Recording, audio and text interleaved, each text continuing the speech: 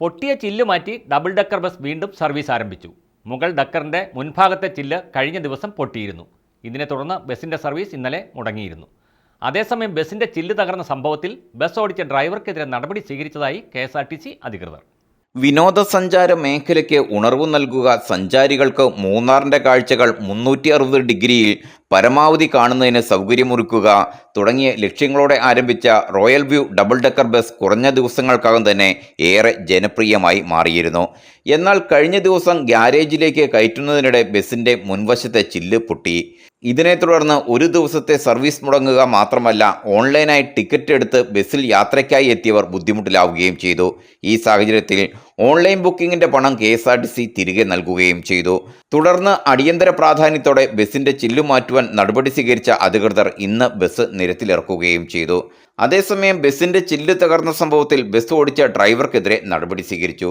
Thodupuzha KSRTC vigilance വിഭാഗം നടത്തിയ അന്വേഷണത്തെ തുടർന്നായിരുന്നു നടപടി. News bureau, Munnar.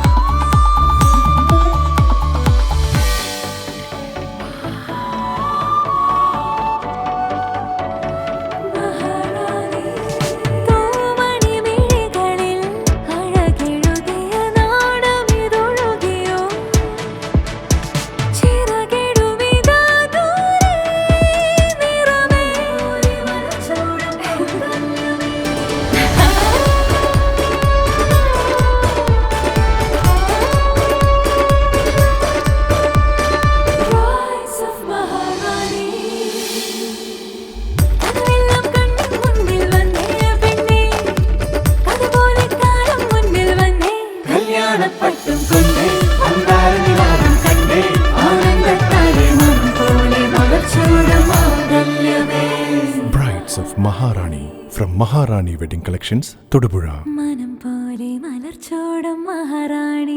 Every bride is a Maharani.